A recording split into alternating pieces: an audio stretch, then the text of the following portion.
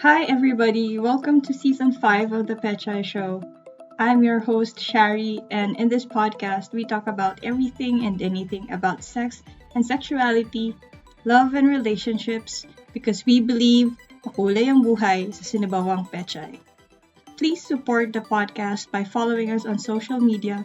We are on Instagram, Facebook, and Twitter, and subscribe to us on YouTube, Spotify, Apple Podcasts, Google Podcasts, or wherever you get your podcasts. Hope you enjoy this episode. Good evening, mga Kapechay. Welcome to season 5 of the Pechay Show. And tonight, we have a great episode. I've been wanting to do this one for the longest time. And finally, I have the right person to talk with about it. We will talk about Shibari and role play tonight, and our special guest is kind of an Instagram icon, if I could say that. If you don't follow her yet, you could probably notice I share a lot of her stuff on our stories. Ladies and gentlemen, girls and boys, please welcome Winter Nawa. Hi. Hi. Wow, thank you. Did I say your name right? Yes. Nawa All just right. means rope. It's Japanese for rope. Oh, okay. Good to know. Okay, so for anyone who doesn't know you, or probably for people na role play is in general is something foreign to them, could you tell us a little bit about yourself, what you do, the whole thing? Okay, so my name's Winter. My pronouns are she and they. I identify as a rope top. But actually, like in my personal life, I'm actually more of a brat and I'm more of a sadomasochist. But that's different. Like I feel for me, rope is very much an art form. So what else are my identities? I think that's the main ones. Okay. Heteroflexible. What else? I don't know. There's like a whole list of stuff, I guess. But I think mainly today we're talking about rope, right? Yeah. Yeah. I wanted to ask how you got started in this art form. So, I mean, I guess there's a lot of different stories. Well, I had an ex that wanted to learn because they had an ex that really, really enjoyed it. So they wanted to try it. Of course. And so then at the time we were still kind of playing, like it was my first kink relationship, so it was pretty cool and like researching and everything. So I was tasked with finding someone that can teach us, but there was no one local. At the time I was helping organize an education oriented kink munch. So in the Philippines? Yes, this was cool. Like back in 2012. It was a while back. Cool. And so because I was like on a board and there were a few different people that had a few different contacts, we were able to find someone that is actually very big in the Japanese rope scene. Oh, cool. They're very famous.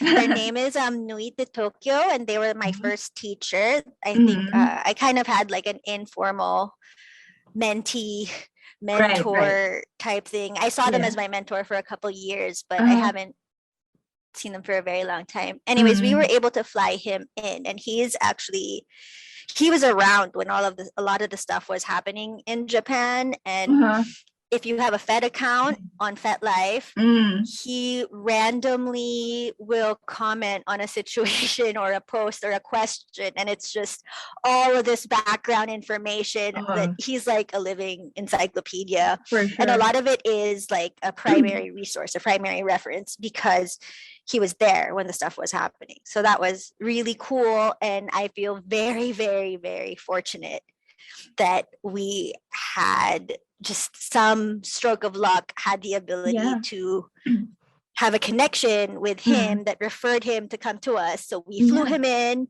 and he taught us intensive. It was we did a rope retreat somewhere in Bulacan. Nice. And one of the people had a nice place that actually had a lot of hard points. We didn't even know, like we knew nothing. We were like, Right, is for this sure. gonna be okay? I have no idea. We don't even have the right rope. And Yeah. he taught us everything. So we made, before Mm. I even learned, he taught us how to make the rope. And then there was like a bamboo field nearby, and he was so happy. He just got a machete and chopped the Oh, bamboos and wow. used bamboos for the hard points. It was pretty great. Right. It was Wow, he amazing. actually flew to the Philippines. That's pretty cool. Yeah, so what happened was, I mean, it's kind of expensive to get one-on-one classes Mm-hmm, because they mm-hmm. range from $150 to $200 an hour for Oh, one-on-one. wow. It's very expensive. So Mm. sometimes people are able to split the costs between a few Mhm. people, so then it becomes a group. Yeah. But in some cases, you can fly a teacher in, and I mean, it has its own associated costs. But if you have enough people pitching in, which is what we Yeah. did, like we organized an educational retreat weekend specific for rope. There were 8 rope tops and 8 rope bottoms. So that was 16 people that Wow. split the cost of flying him in. A real retreat. That's a lot of people. Yeah, it was fun. And there Yeah. was some people that wanted to just hang out and watch. Mhm. Or like Yeah. there was some people that wanted to Curious. donate and contribute but Oh, couldn't right. attend. So Mhm. there was a few people that just actually were supporting the event as well. And Oh. then it was really nice. Actually, Yeah, that's nice. I miss the people. I miss Aw. my friends. Oh, yeah. You're in a different country. Yes, yes. Like 5 years ago, I Mm. moved here Right. for So some reasons that didn't after work that, out. how did you like do your own thing? How did that start? Well, I kept practicing and practicing, and for me, it became like, because there's a thing they call that's like top space. Mm-hmm. It's Mm-hmm. like the opposite of a subspace, Oh, but yeah. it's different for rope. I can just liken it to it being a mental state, Mm-hmm. but for rope, it's like there's actually I think Gray Dancers podcast. If it's okay to mention Yeah, for sure. Yeah, no other okay, problem. they did an episode where they went to a big convention and there was some people that had like EEG brain scanners, and they Oh. had different people doing different kink activities, and they were doing brain Oh, scans of them really? while they were yes. Oh my God. And Wow. when it came to the people who were doing rope, they did find that the brain patterns Mm-hmm. is the person that is tying Yeah. tends to have a hyper focus, and the person that is being tied tends to be in like a meditative state. Yeah. Yeah. So yeah, I wish I knew off the top of my mind whose research that was. I will have Oh, to look it up yeah, and follow I'm up gonna with do you that for links too. later. Yeah. Yeah, I'm gonna link to them. That's cool because I hear about subspace a lot and I've talked about it a little bit, but to be honest, I've never heard of top space till today. So that's Oh, okay. nice. Yeah. Well, that's great. Great. Mm-hmm. I'm I think gonna Google that. I've heard of it as well for some people that do impact play, like the people that are Ah. flogging. It's Mm-hmm, like they mm-hmm. get into a rhythm. Oh, that kind of It's makes sense. yeah. Yeah. I know when Yeah. I did for a while I did a little bit of arnis. And when I was doing arnis drills, like you do movement patterns, Mm-hmm. you get into a zone where that's what you're focused on. Yeah. Yeah. That's kind of Okay. it's like you're in a zone. That's a good way of putting it. Yeah, I think I kind not I'm having like realizations at this moment. Sorry. Because my girlfriend keeps saying that because she's a dom Mm-hmm. and like after we have something she always asks if it is too much because she kind of gets that zony thing you're mentioning, Mm-hmm. like with impact play and all that. So yeah, I thought it was just something she says like for aftercare, but I guess it's a real space. I need to learn more about that. As a Yeah, and sub. sometimes as yes I've also been in a situation where after I was tying with someone and I got really tired and I felt a really strong connection, but I'm not super close to them yet, so I Oh. don't know if they're comfortable, like how comfortable they are being close to someone else. Because Yeah. there's some people that need to be left alone. Yeah. There's I some get it. people like, I just want water, leave me alone. I'm gonna go yossi, or I'm just gonna Yeah. sit here. Or there's some people that are like, give me cuddles and ice cream and a blanket and chocolate. Like, I'm a Love princess me now. first. Yes. Yeah. So everyone's different. Yeah, for sure. But even as a top, you can get that, which is surprising. Yeah. Oh my God, I'm having flashbacks, but yeah. Okay, I wanted to ask, I'm kind of a newbie with rope and everything. So can you like describe what shibari is and how it differs from bondage and from Western rope play, if that's a thing? Because I know it's Japanese, but are there differences? Yes, there are. There's a lot of differences. I'm not sure how to start this. Let me start with bondage. Too much. Sorry. No, it's just broad. It's good. It's a good question. Go for it. It's just the answer would be very broad. So I would think bondage has more to do with, and this is my personal, I'm sure there's a lot of people that have other definitions. And when it comes to anything that is kink, or, this is people's identities, how they self-identify, and also their relationships and how they relate to other people. So it's gonna by nature be subjective. My definitions are not the objective only definitions. They're the definitions I have come to understand in my experience. Great. I just want to clarify that, because sometimes good disclaimer. Because people end up arguing about it. Oh yeah. I've been there, and let's just avoid that. All right. Okay. Everyone's experience is valid. Like, I would think that bondage is more about restraint, and the act of restraining someone or being restrained. And it ranges, like, people can use rope for bondage, but they also use handcuffs, or they also use manacles, or they also use vet wraps. Have you heard of vet wraps? Yeah. Okay, vet wraps, or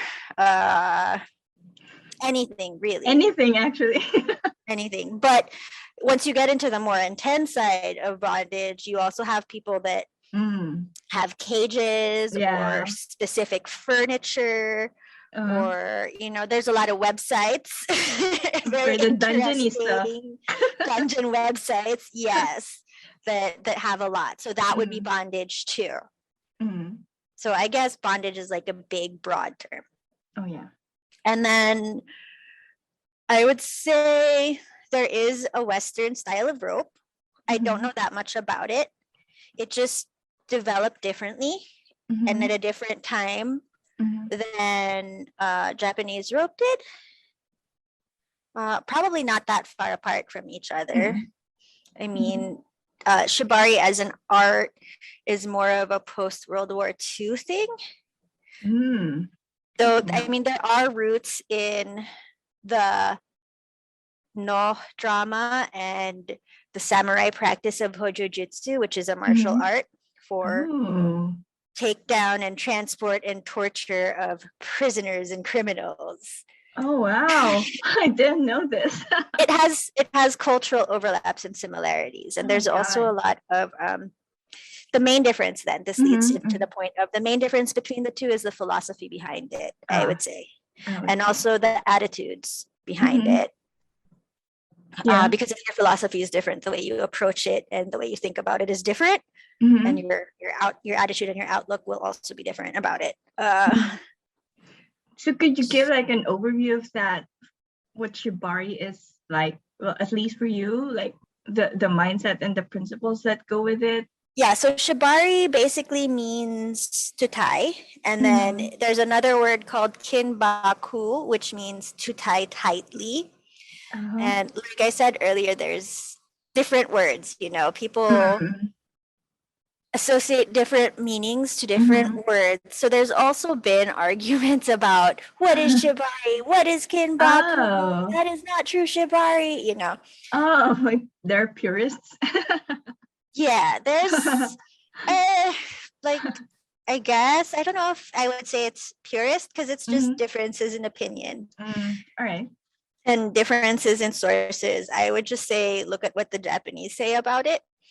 Yeah, go to the source. Because that's they're the ones that made the word for it, right? So I would use their definition of it, which is mainly it's to tie. Cool. I would say you can tell by looking at the difference between Western rope and Japanese rope. Some of the techniques are different.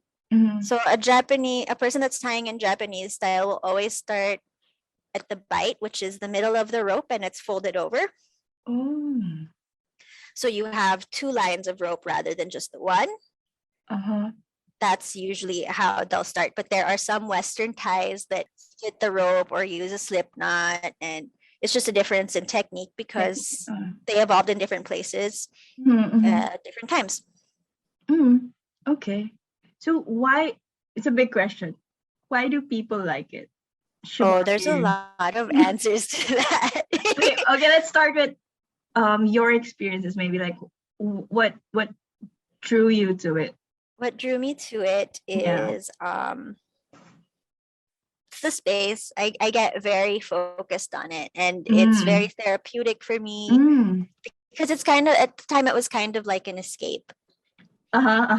Because when I was tying, everything else just kind of melts away. The Japanese style of rope is the connection is very important. Connection between two people is very important, like the experience of the person.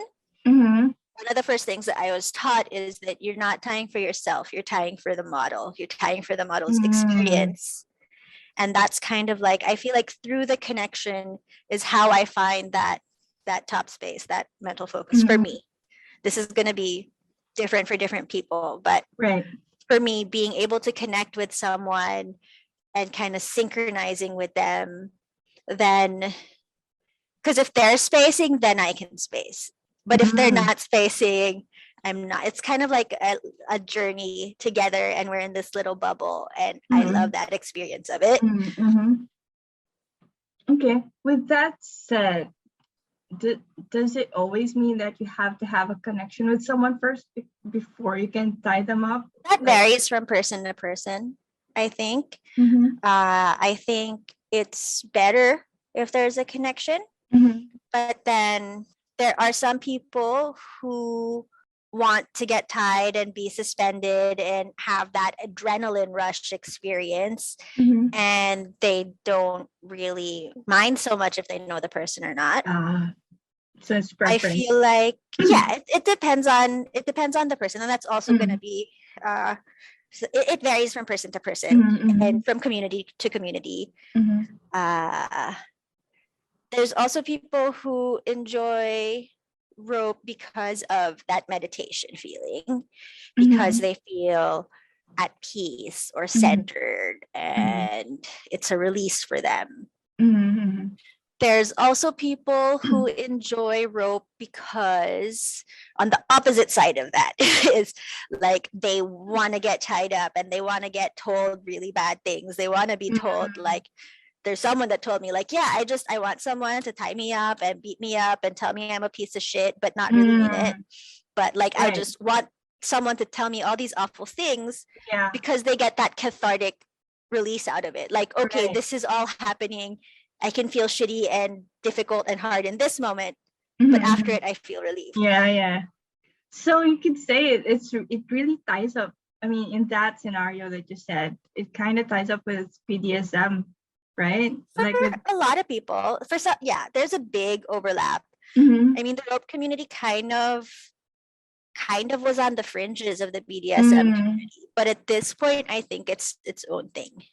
But it's like, not exclusive to it. Because there's some people that are into rope but not into kink, or into Yeah. rope and not poly. There are people that Mhm. are poly but not kink. You know, it's Yeah. all these different Yeah. intersections. It's like, you know, There it's no life. rules Choose your anymore, own. you know. Exactly.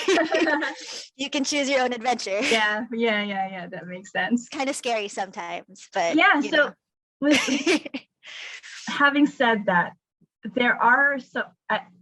I have to be honest, and um, at first, or well, at least when I didn't know as much as I kind of do right now, I thought role play always has to have something to do with sex, and I think this is one of the biggest, if not the biggest, misconception about shibari is that it's always about sex, but it's not, right? It's, as you said, like an art form.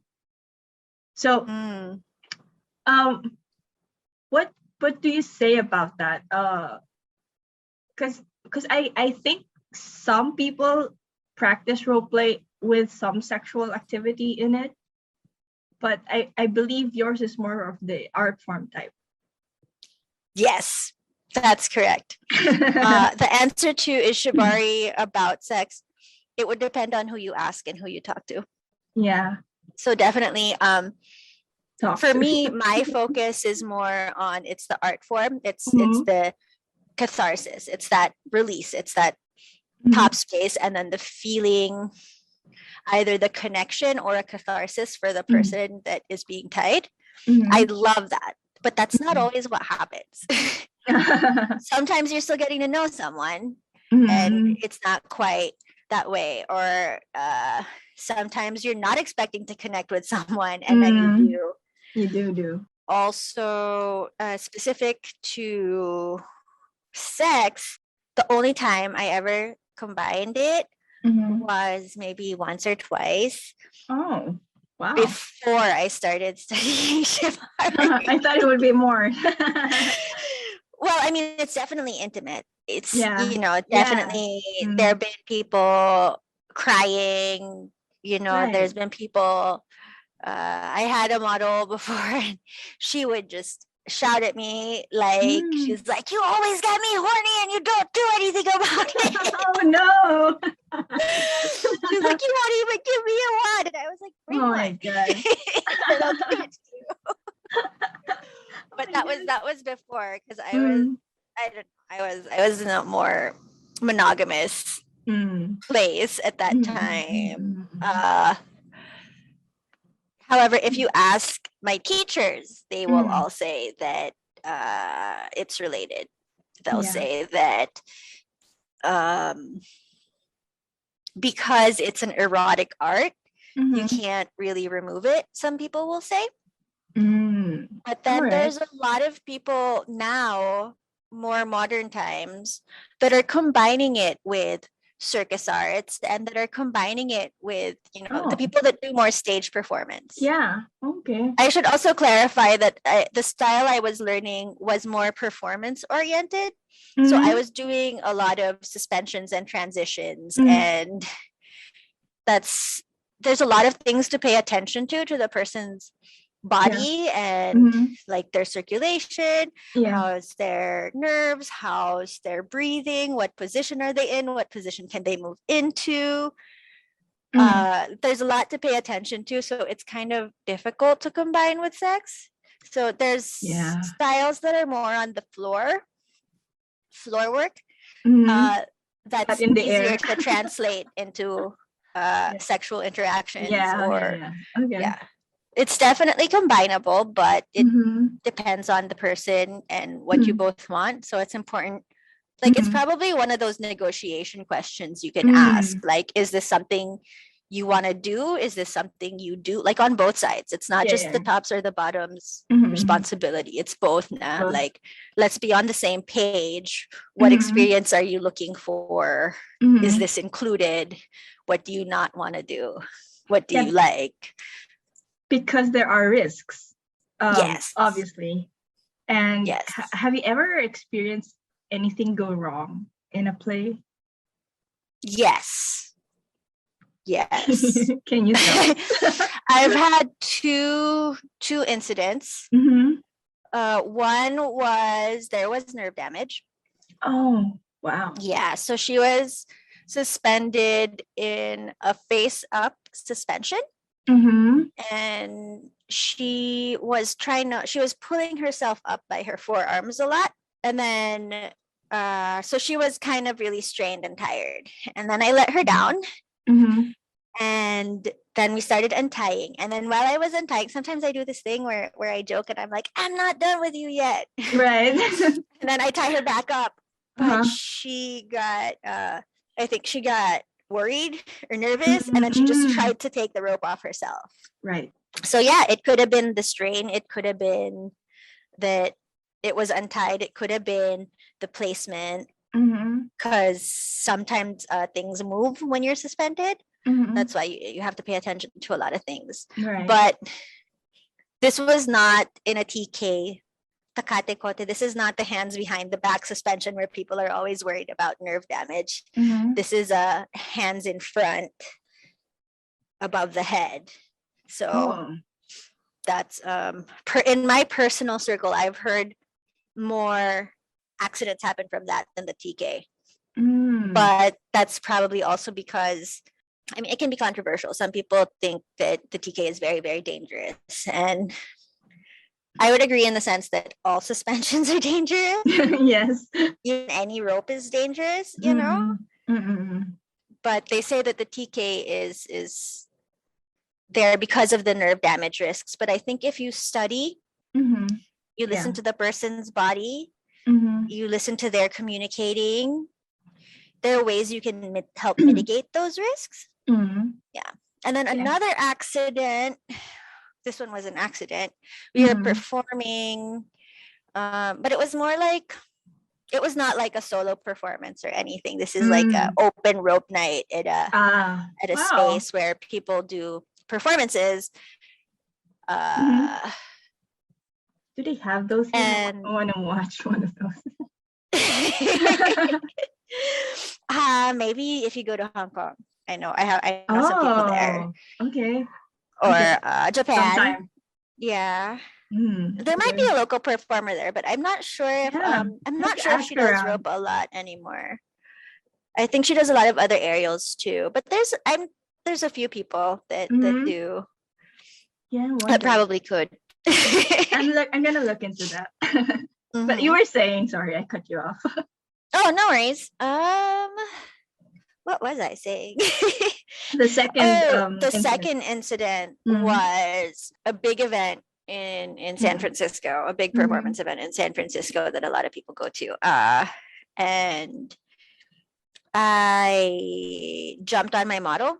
So we did a double suspension where I rode her and I was doing kind of like aerial positions and poses with her, and then I got off and I asked her like, oh, that was good, how do you feel, do you want to do it again? I had a feeling where I was like, maybe we should just stop now, but I was like, but that was kind of fun, you know. And then the span set gave way, so like part of the overhead anchor, so it was not actually any of the rope, it was what my equipment was attached to. It broke. Oh my god.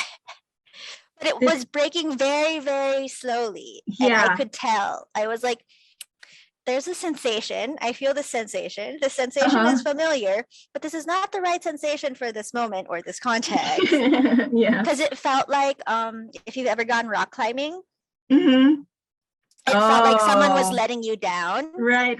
So it's like, okay, this is a suspension. This is a feeling I get in the air, but this is not what I'm supposed to be feeling right now.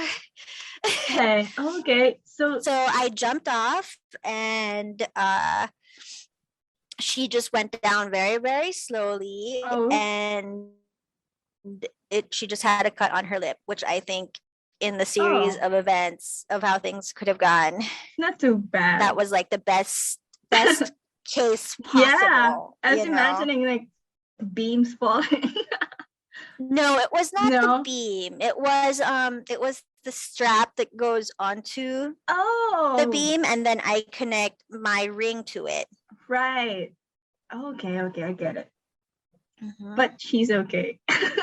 Yes, she's okay. We're still friends. Okay, Yeah, good. afterwards she wanted to learn more. So then I bottomed for her and we went to beginners classes. And then she found a course that is for aerial instructors. And it was being taught by someone that worked for Cirque du Soleil and Oh, Marvel, wow. like Wow. stunt effects team. And she Cool. found this class about how to set up like how aerialists set up their rigs. And I was like, oh my God, this is an amazing class. Let's go take it to get like no questions. Like I'm gonna go with you. Let's do this. Because she really wanted to uncover and learn more about this. Like she really was like, how did this happen? Why did this happen? It was her process of so trying to kind of go a through blessing in disguise. She went on to discover more of it. Was it just because of that accident, you think? I think so. I think for her, she told me that she was trying to understand what happened and she wanted to know more about it. And it was her trying to see if like she could still be comfortable with it. She does a lot of movement art. Wow. Well, so for her, it's very much an art as well. And she did. It could have gone two ways, right? She could have stopped, but I think that was a great mindset that she had. We haven't really tied again since then. Oh, but we are still friends, and she's doing other aerials. So like after this period, eventually she told me like that it was still kind of difficult for her, but we're still in touch, and I don't know. We'll see if she's open to it again. I'll check. Okay, after talking about it, I have to ask, what kind of safety considerations are there? Like, obviously, there's the negotiation conversation, right? What kinds of things do you have to ask, or do you have to be asked about before you start role play? So, do you mean this for? Because you said role play, right? So this is like Shibari. For play. Yeah, for play. For a time. Not for performance, for play. Just for play between, like for our viewers right now that are listening to us. Hi guys. I think it's role play. Well, for me, since I come from the philosophy where the connection is important, I think like, is this someone you want to connect with? Is this someone you kind of want to get in their head more? You want to share this experience with before even thinking about how am I going to talk to this person? Ask yourself first, is this something you want to do? And then be open to the idea of learning with each other. This is where sometimes people that have a stronger DS background are surprised because the communication from the person that's being tied is very, very important. So if something is in a bad position for them, like if it's cutting off their circulation or if it's pinching their skin, those are important things for them to tell you. So, and sometimes it's people that have a more hardcore DS is like, oh, so they're supposed to talk, they're allowed to talk. I'm like, you want to know because for sure they're gonna know what their body is experiencing more than you can. Like you can be the domliest dom or the toppiest top, but you can't actually read their mind, and even let's say even in a world where if you are a mind reader, they're still gonna feel it before you can read it. So it's gonna be faster for them to be like, oh, that's numb, or oh, that feels like fire and lightning, let's not do that anymore. Unless that's part of the play you want to do. Like the sensation play. There are some people who will do that. It's usually not in suspension, but they're doing it for the sensation, and then they'll put it like, I'm not going to teach you how to do that yet. But there are ways to be more sadistic with the rope without it being a suspension. I would also check to see like how much do they know. But this is also kind of tricky because sometimes there are people who have not been doing rope for a very long time, but because they are practicing all the time, they're really good. And there are people that have been doing rope for 20 years, but they only tie maybe once a month or once every other month. So they're not going to have as much practice as the person that's not done it as long, but does it every day. Makes sense.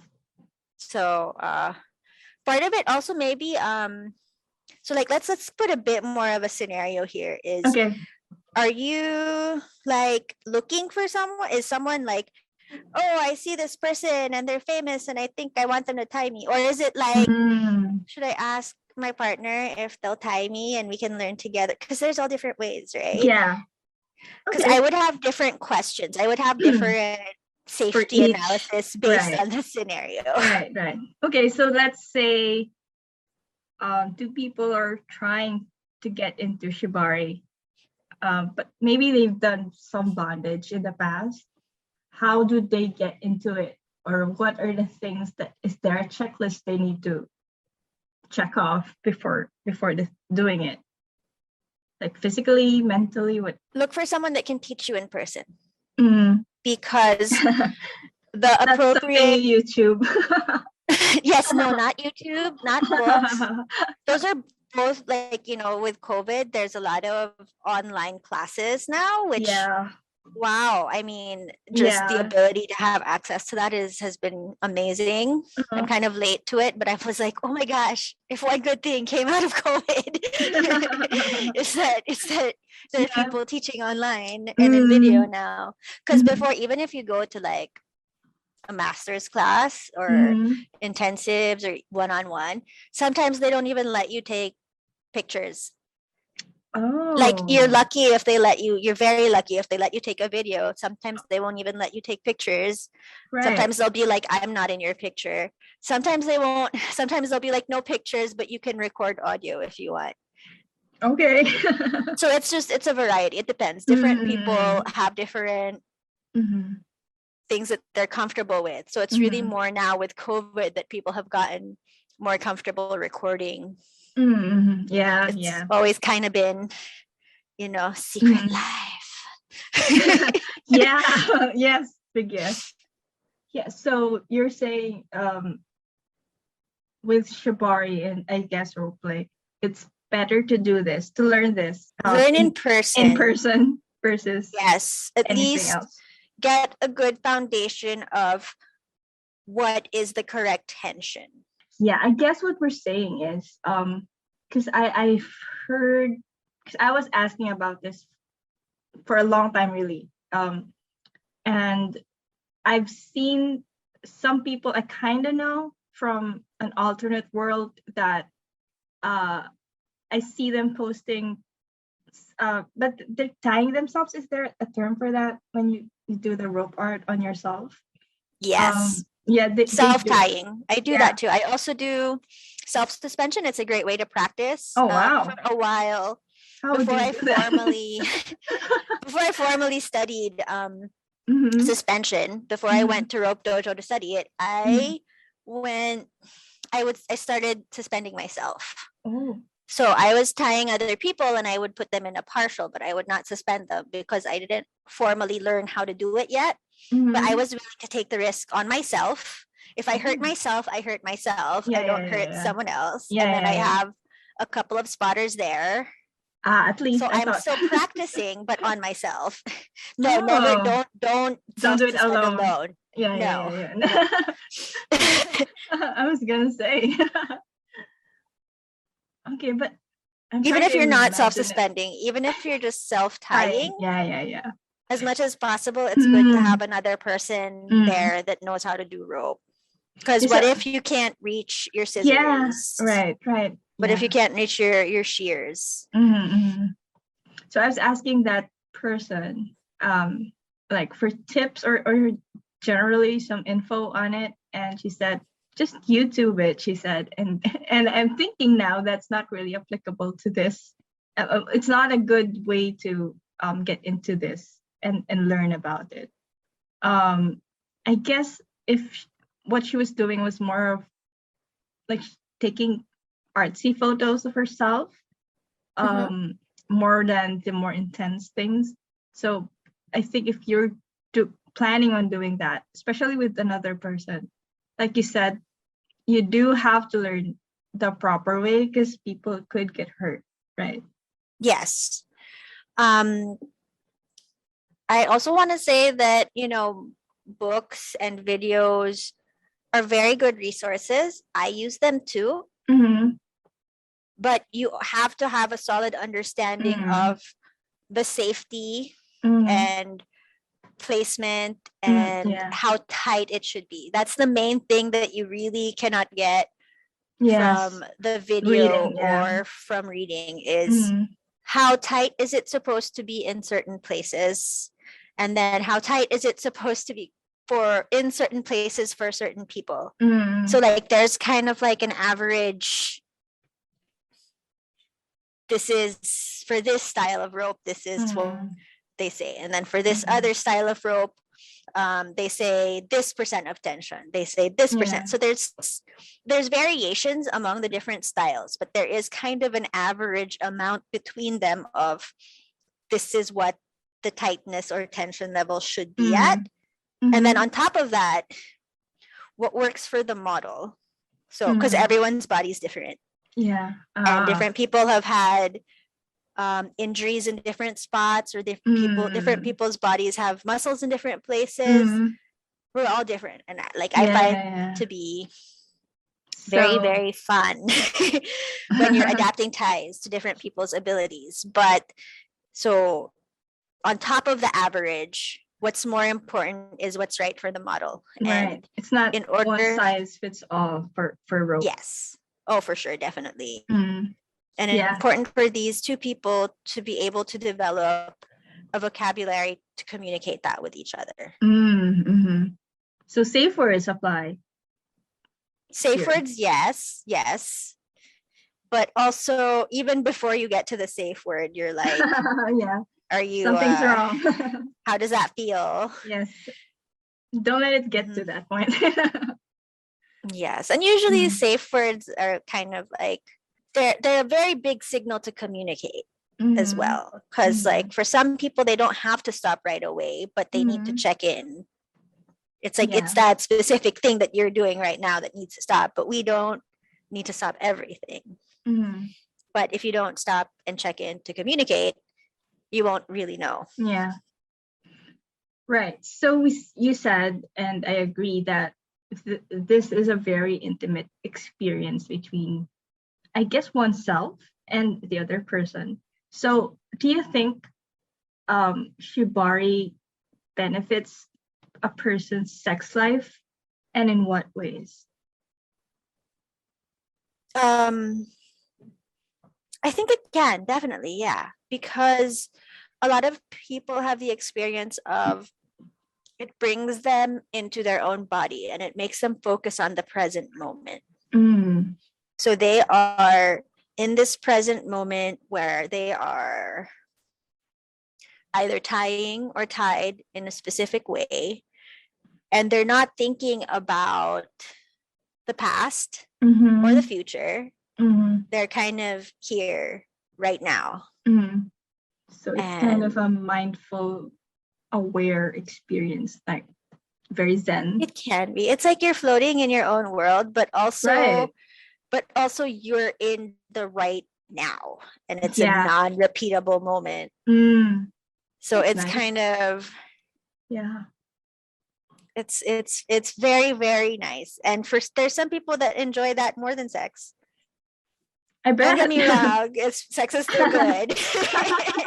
I'm not saying it's a substitute or anything, but I'm just saying it's a different form of intimacy. And also, like, what some people say about rope as well is that it doesn't lie. It's either you have a connection or you don't. I was gonna say connection, yeah. Yeah, and like it's either someone feels something or they don't. It's like some people, you can have sex, right? And then people can fake it. They can be like, oh my God, that's great. And then you feel good about yourself and be like, okay, cool. They felt good, great. But you Not don't with know, rope. but with rope you can't, because you can tell, you'll see it. If it's either they're feeling something or they're not, and you can't lie about that. Yeah. So it's interesting because you with shibari, with rope play, you could feel the connection that you have with the other person. At the same time, there's a certain level of disconnect. So it's a nice irony, I think. If I could call it that. Disconnect in what way? I mean, like with the outside world, like being there. Yeah. Mhm. Yes. Yeah. We talked a little about aftercare earlier, but what kind of aftercare do you do as the top? Or obviously it differs from person to person, but what do you usually do? What do they ask for if they ask for it? I will ask them if I'm gonna ask them if they want water, and I will also have chocolate ready for them. Because chocolate helps with oxytocin in the brain, so it'll help balance out your brain chemicals. Because oxytocin it's like the bonding feels. It's also that you're being hugged sensation, and there's some people that specifically just like that rope feels like they're being hugged. For some people, that's all it is. It's the tightness of feeling like you're being hugged.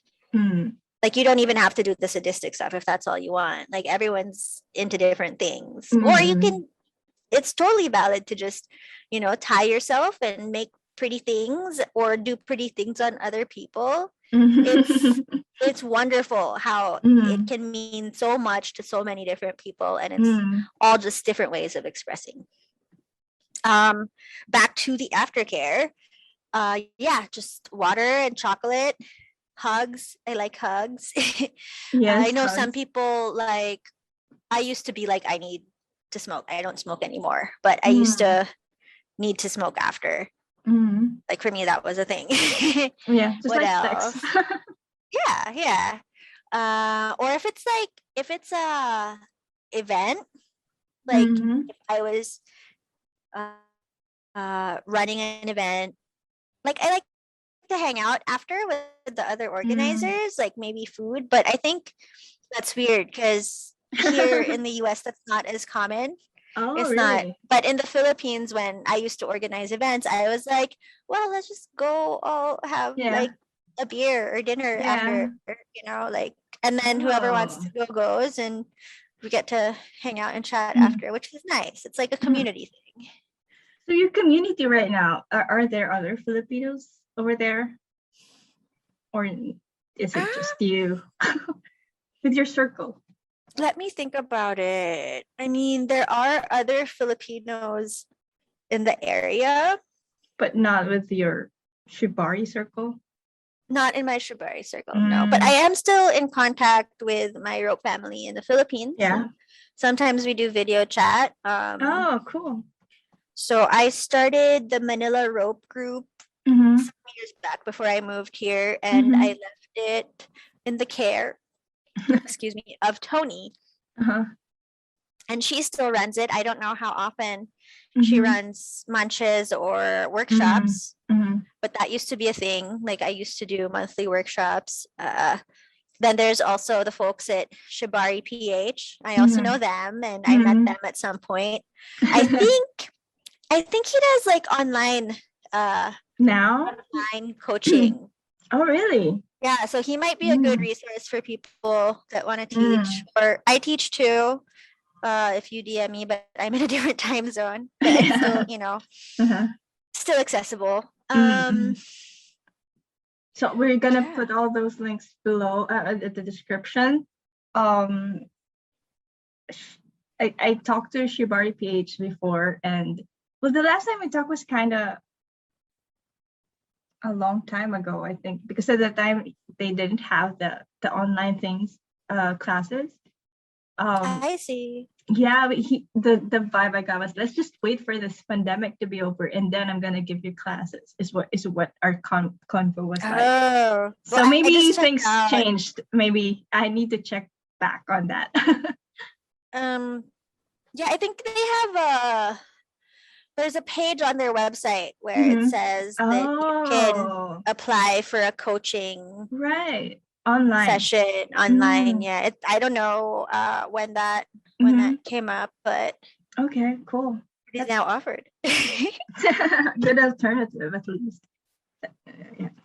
Yes, I mean, but even with video, though, you still eventually you will need to learn in person. Oh yeah. Yeah. Also, have safety shears. Always.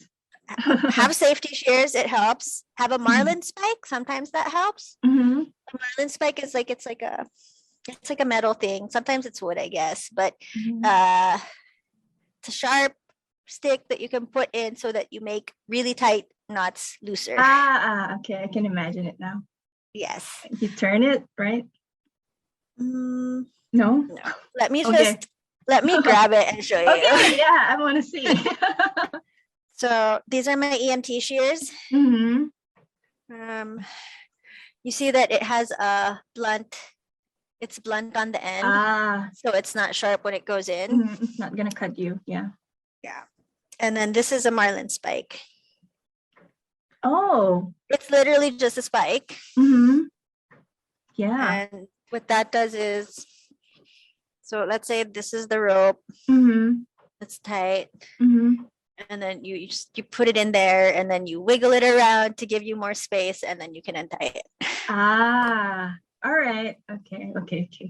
Sorry, folks at home, you did not get the visual demo. Yeah, not always, but that happens sometimes. Okay. I think that happened with my Dom sub episode and my BTS sub episode. Like, my guests were trying to show me something. And well, just try to imagine it for the listeners. Obviously, we mentioned earlier that training in person and reading up on this is important. But besides that, is there such a thing as like a beginner kit? Is there, because obviously there are BDSM beginner kits, but are there Shibari beginner kits, or are there specific things that individuals or couples need to have when starting out? Yes. Okay, go. There are beginner kits. It ranges anywhere from 3 to 5 pieces of rope. Sometimes they'll include furoshiki or a tengui, which is like the cloth that you can use as a blindfold. And sometimes it'll come with the safety shears. So it just depends on who you buy from. Right. I know that the folks at Manila Rope do accept commissions for jute ropes locally. So they'll have it ready. I'm not sure if they provide it untreated or if it's treated only, or what their prices are. But I taught them how to do it before I left, so I know it should be decent and good quality. So it's winter approved. Check it out. Well, I haven't seen it recently, but I trust that they know what they're doing. Okay.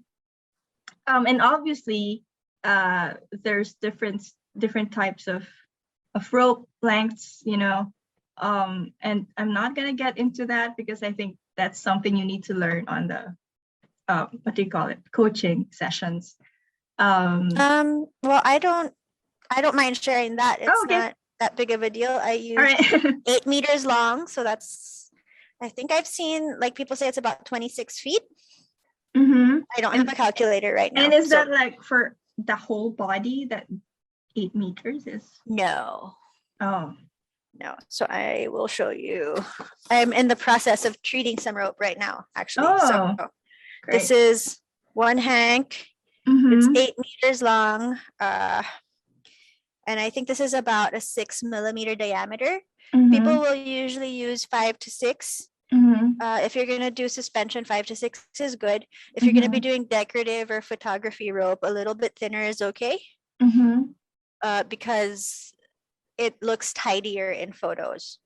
Right. But it's not as strong for suspension. Mm-hmm. So like photography rope and video rope and play rope, different. Yeah. Right. Okay. And performance rope, different. Mm-hmm.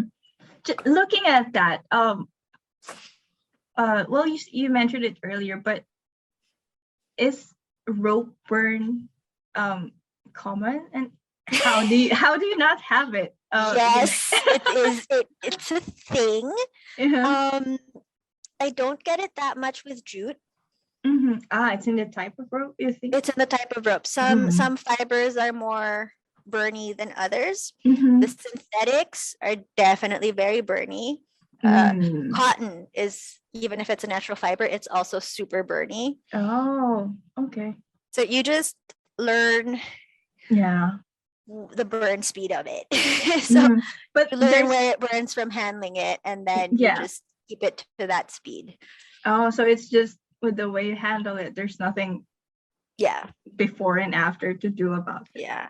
And also, if you're tying in some parts of the body are more sensitive than others. And there are some parts where the skin is thinner. Yeah. For example, like the inside of the arm. Or where else? The singit. Yeah. Or in between the toes. Oh, you could tie there. It's Wow. that gets into the torture rope territory. Right. They like to incorporate toes a lot. Wow. Okay.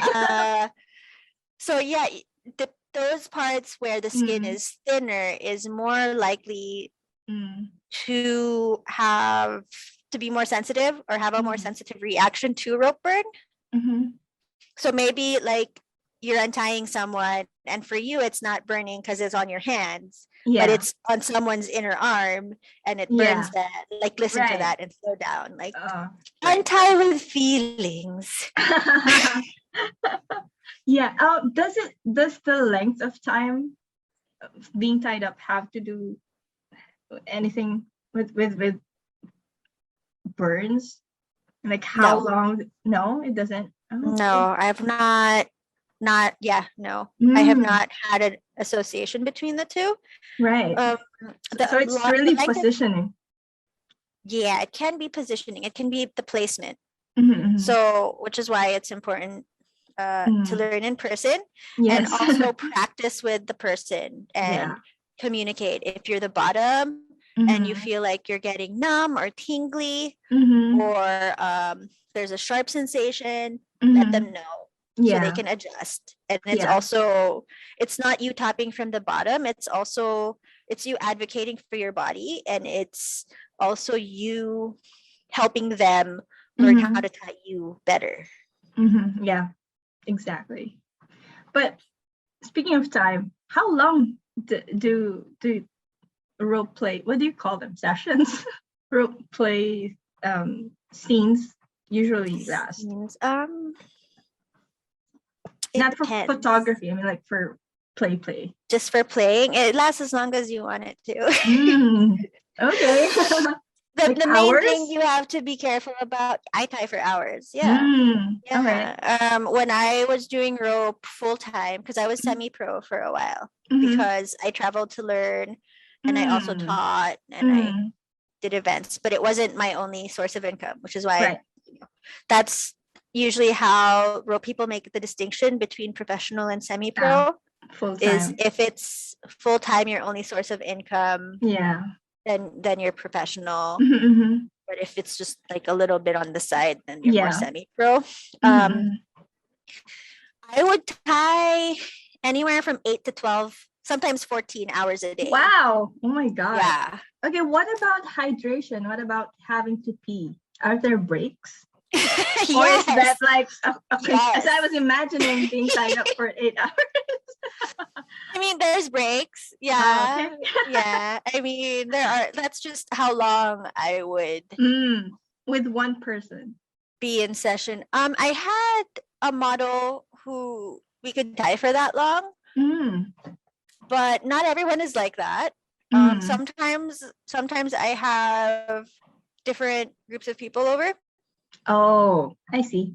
Mm-hmm. Mm-hmm, mm-hmm. So I'll have like for half the time I'll do ropes or a class with someone. Photos, sorry, I meant photos. Photos or a class with someone, and then Mm-hmm. for the other time, it's the other person. Or Mm-hmm. sometimes it'll be me practicing seriously Mm-hmm. with my primary rope model at the time, and she Right. was very, very, very much into the ropes. Like Mm-hmm. one of the best tips is if you want your rope to look good, is if your model really, really, really likes ropes, it doesn't even Mm-hmm. matter what you do. They'll just make your rope look good. Just because their expression and their feelings will convey Yeah. where they are, and that Yeah. is going to come across. I noticed that with your photos and other photos. It's kind of an intense expression, but I can't put words into it. Oh my god, I can't. It's like they're in another place exactly is what I get, but at the same time it's intense, but not like in a violent, I'm in pain kind of way. That makes sense. Yeah. So I guess Thank that's what you're looking for, I think. What I'm looking for is the connection, and the connection can look any number of ways. Sometimes it looks like that, but then sometimes you just don't see it in the picture, in the video, but I'm actually making faces at them and doing stupid shit to make them laugh. Oh my god, really? I mean, that's a thing too. It's like Oh my god. I'm right underneath you, and you can't do anything about it. Oh I'm my right god. But there was another time where I did a really intense thing. I did a really intense thing with I don't know if I can say her name because she's starting to be laying low. You don't But need my to say her primary rope name. model at the time, Bunny, she sometimes she's a little bratty. And she was just like, oh, there are brats in the ride world? me, jump on me. You know, she was telling me to do it. She's really intense. Like I did some really intense things, but that's because she was like goading me to do them. Right. So it's definitely, it goes both ways. It's not just the person is saying. Also, but I think I didn't really mention before, but I'm more of a switch actually. So I tend to top because I've studied and that's the role I end up in. But you know how I'm to also do it. switchy, yeah. And with rope, it helps to bottom because then you know get the perspective what they're of it. feeling. Yeah. You know what they're experiencing. Yeah, so if you have a reference point for their experience, then you can control their experience better. Yeah, makes great sense. Yeah, for sure. Okay, so we've talked about a lot of things, and I don't know about our audience, but if anyone is out there who's gotten even more curious, if possible, after listening to this, what kind of advice or tips and tricks that you have do you have for them, like if they want to get started or learn more about it? Go slow. You don't need to be an expert overnight. Just put your heart in it, because that's like when you're genuine and your heart's in what you're doing, it's gonna come out and it's gonna look good. And when you care about the people that are around you, it'll also show. And it'll show in their experience. And to me, it might be the bias because I was first taught Yukimura Ryu, which is caressing rope style. Oh wow. And it's a lot more about the connection. So I have a strong bias towards the connection. And J style, Japanese style, is already biased towards the connection. Yeah. And then there's like a deeper end to it. And I didn't even know. That was just kind of by happenstance how I started out. And because I have a tendency to be philosophical, it really worked for me. Yeah. Put your heart into it. Like, ask yourself why it is that you want to do that. Um, of course, you have to enjoy. Enjoy. It's the point. It's hard. It's like, what do I say? Okay, let's make it simpler. I think it would Go be slow. easier if we put it in, have a scenario. Let's say I do, since I'm the one you're seeing right now. Okay. I and my girlfriend are thinking about it. What would you tell me? Like, if you just knew me, maybe a little bit of acquaintance level thing, and I know what you do, and I come to you right now and say, we're kind of thinking about this. What would you tell me if that was the real situation? Learn the single column. So like get rope. Yeah. You can start with one piece or your 3 pieces. Have the bandage, have the, the safety shears.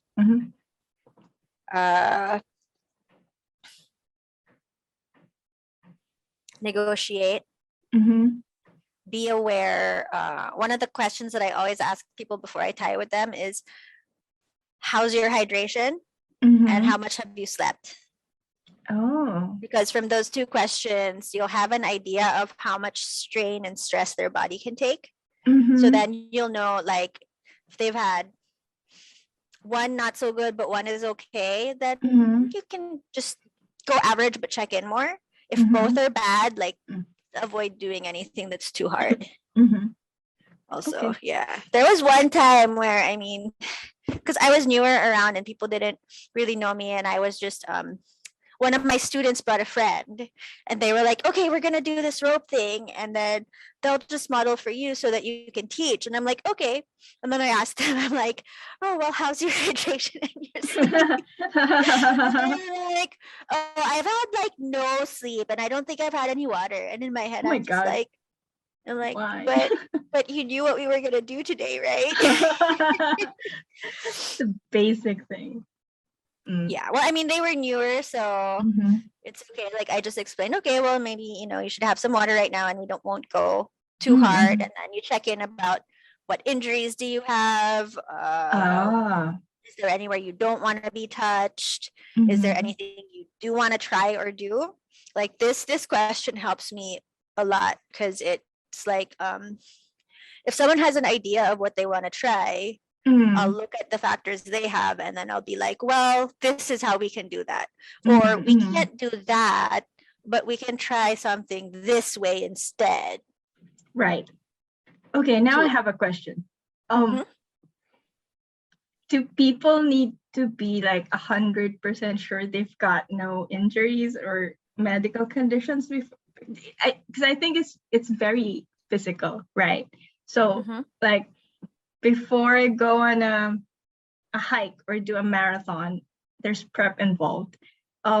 Is there such a thing for this, for being the one being tied up? Stretching.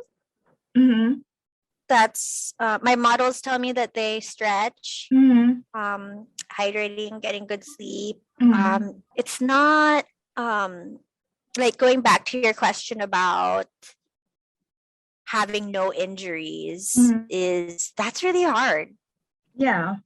I don't think, well, depending on, where how old you are. Maybe I'm just old, because now it's hard for someone to not have had any injuries. But when I was younger, the people I was surrounded with usually didn't have that many injuries. I'm not even that old, but it's like, just, I don't know. But when you're 30, it's I'm 30. Are you?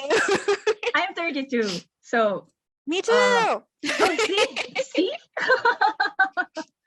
So okay. Obviously, but just to check, if you have like bruises or aches anywhere, it's not advisable to do role play. Like, if masakit yung likod ko somewhere, or It would depend on the person. Like, it's difficult for me to give advice about that because of liability reasons. That's kind of like why you want the person to have studied and be aware of the safety and risks. I think if someone is experienced and they know what they're doing, you can work with it. Like I have tied with people that have injuries, and what we do is we isolate where the injury is, or we work around it. Right. Oh, okay. Because not everyone is super. This is kind of something that I've been talking about on Instagram recently, so I'm kind of glad it came up. Is that great. rope is for anybody? It's for everybody. It doesn't matter if you are tall or short or heavy or small,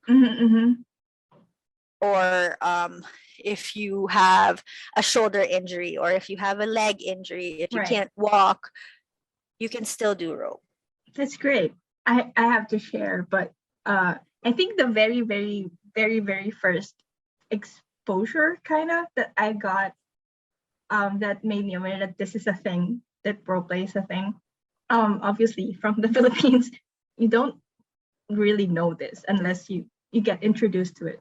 So I was I think in a work trip with a colleague, and it's the first time I met her in person. And she just randomly shows me her Instagram, and it's full of rope. Like she models.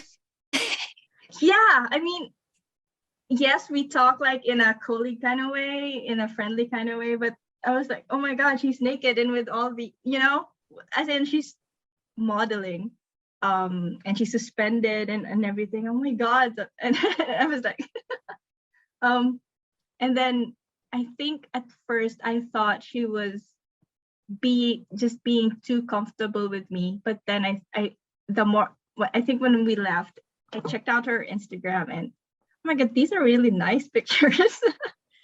Yeah, I think that was my first exposure. And in the past year that I've been trying to talk to people about this, asking around about it, I remembered her, but I kind of lost contact, so I was too shy to like hit her up just to talk about rope.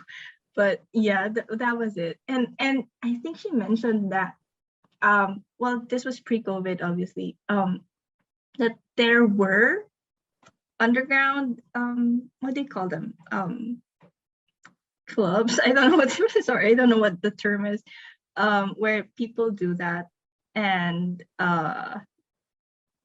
it's like, I don't know if it's an exhibition or maybe it's similar to what you do with group events, maybe. And if I'm thinking right now, if I still am in touch with her, I would have asked more like what happens in those things and how her experience is. Yeah. So I did organize a couple of events called Morpheus Bondage Extravaganza. And Lord Morpheus is a rope artist that's based in Canada. And for a while, he was doing an event where they would have a performance. It's kind of like a festival, but it has a lot of different locations. So the main one is, I think the one that's in Toronto is the main one. And then they play a live stream. They used to play a live stream every year. And then on the live stream debuts, they also show the other locations. So they're like in 6 different countries. Yeah. Oh, that's nice. 10 different locations. Yeah. So it was simultaneous. Yeah. Oh, cool. No, I mean, we have them in different places at different times, but then the live stream is all the feeds are combined, and then it's debuted at the main event. Got it. And I helped organize a couple of those in the Philippines. Oh, cool. And that might be, and we did it at art galleries. And wow. And then, like I was also saying, I used to run a monthly workshop through Manila Rope. We also did a monthly munch, which is just like a coffee where people hang out and chat and meet each other. Yeah. Usually, if you want to get invited into the events or the parties, like they need to know you're a real person and you're not just a random online. It's not a walk-in thing. Yeah. I mean, because the Philippines is more conservative. For sure. There are places here in SF where it's literally just the coffee shop and you walk in and kind of join. You know, yeah, or like you buy a ticket and you go to the event. Like it's not, but there where people have more privacy concerns, a lot of people are like, more exclusive kind of referral only. I don't think they're trying to be exclusive. I think they're just like trying to protect the privacy of the other people, of the people that are attending. Oh yeah, you have to do that here still. Yeah, I think here they call it vetting. Yeah. I don't know what it's short for. It sounds like it's a shortcut word, but I don't know what it's short for. You're vetting someone, meaning like you've met them, you know they're okay, you can vouch for them. Vouch. People in the Philippines like to use that word more. Vouching. Yeah. Yeah, there's a vetting process. Okay. But yeah, I think they're also using Facebook. Groups. I've noticed some people moving from FetLife to Facebook lately. So I've kind of joined that. That's why I'm on Instagram now. That's how you found me. Yeah. I don't know. I think I found you from Shibari PH's Instagram. I think. Cool. Yeah. So it's kind of a network. And I'm glad I did. I mean, this was great. This is really fun. I feel like I'm being a nerd. Like no, but I don't think I was nerdy enough though. I mean, there's always more, but we are focusing on what might be helpful to the current audience. Kind of an overview type of thing. Yeah. And I'm really glad you said yes. Because I did learn a lot. Even if my audience don't listen to this, I learned a lot for sure. I'm glad. So I was really glad. I've been telling people I really want to learn more about this, and I don't just want to watch YouTube videos. So I'm probably gonna look up that online thing with Shibari PH and I'm gonna check out those other things you mentioned. And I'm gonna put them in the description so everybody could like resource up and stuff. But I really want to thank you. I know it's a weeknight for you, and thank you for taking like an hour and a half of your day to do this. Oh, no worries. I can keep going, but thank you. It's real. I'm an addict. What can I say? Oh, great. That's great. It's great to talk to people who actually like talking about what you ask them to talk about, because it's different, you know. Well, not to be too visionary or anything, but I do want to help kind of de-taboo this kind of thing here. And I know that there's lots of other bigger podcasts in the Philippines that are kind of doing the same thing, so I'm glad. And there are more sex product companies coming up recently, so I'm really glad about that too. But yeah, like our tagline says, it's trying to normalize the conversation. I think it all starts with the conversation. So again, thank you. I learned a lot, and I think everyone else did. Thank you so much, Winter, for your time, for sharing your stories and answering my questions. I love it so much. I know I was kind of all over the place, so I'm sorry. Oh no, I'm always all over the place.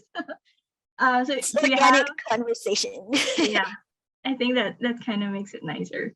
Do you have any last words for our audience before we say goodbye? Just enjoy, have fun, find yourself. Lalim.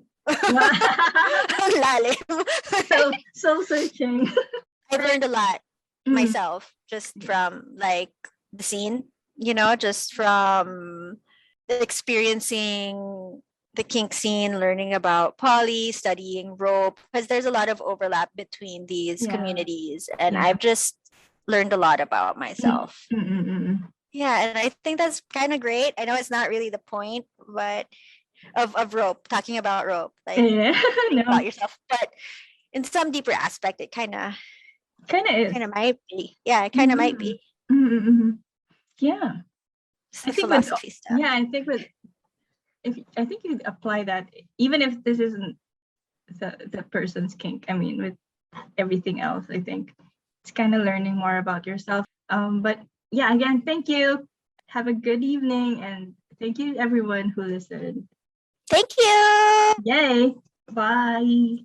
Bye.